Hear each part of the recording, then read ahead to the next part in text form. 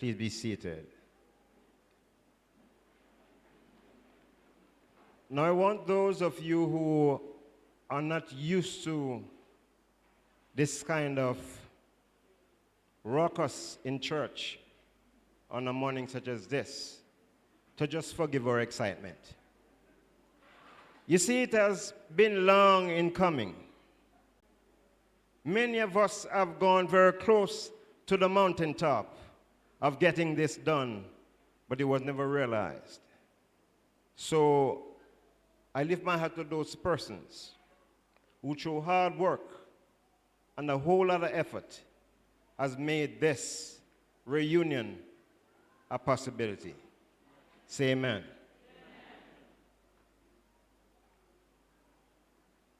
From where I stand, I see many familiar faces, but none more so than the faces of Winston Everett Preddy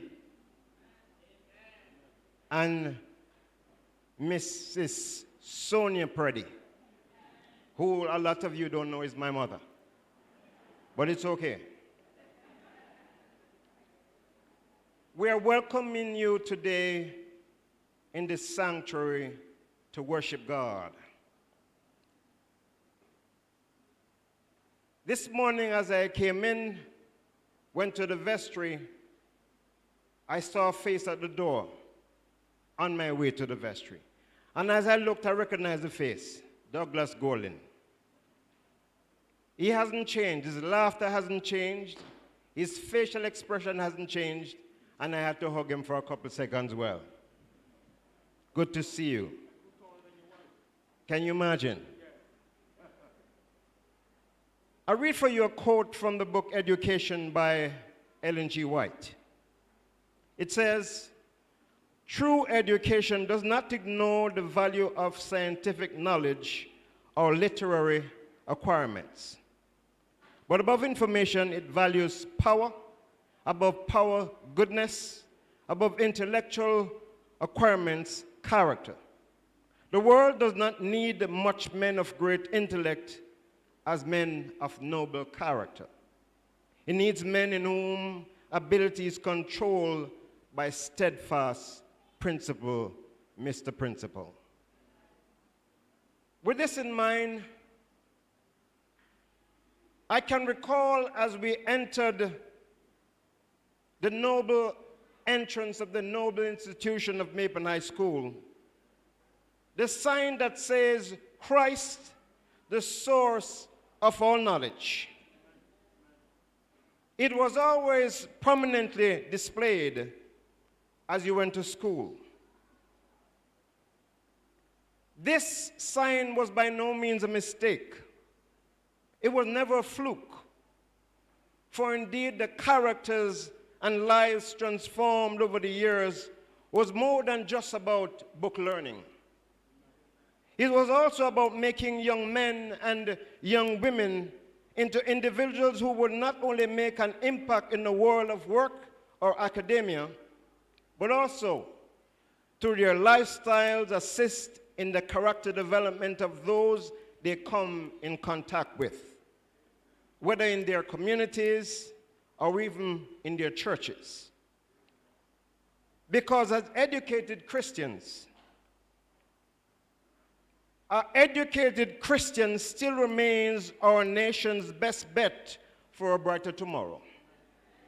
Maple High School has made self-proclaimed nobodies into a somebody upon entering the gates of 18A Bryant's Crescent. And so, by the time they would have left those classrooms, by the time you would have stopped hearing the voices of Winston Preddy in your head and you feel like you're going mad, by the time you would have walked out through that gate, you would have been able to find graduates from this very noble institution, from classrooms to boardrooms, from local church to the head of the Jamaica Union. And so today, for me,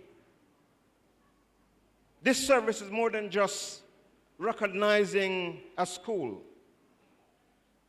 It is more of giving thanks to God, the source of all knowledge, for all that he has done through the lives of Winston Preddy and my mother, Sonia Preddy, both of whom, I must confess, have had tremendous impact on my life and the life of my family. So after 45 years of unbroken service to the Maple High School, we have finally gotten a chance to say to Winston Preddy, thank you.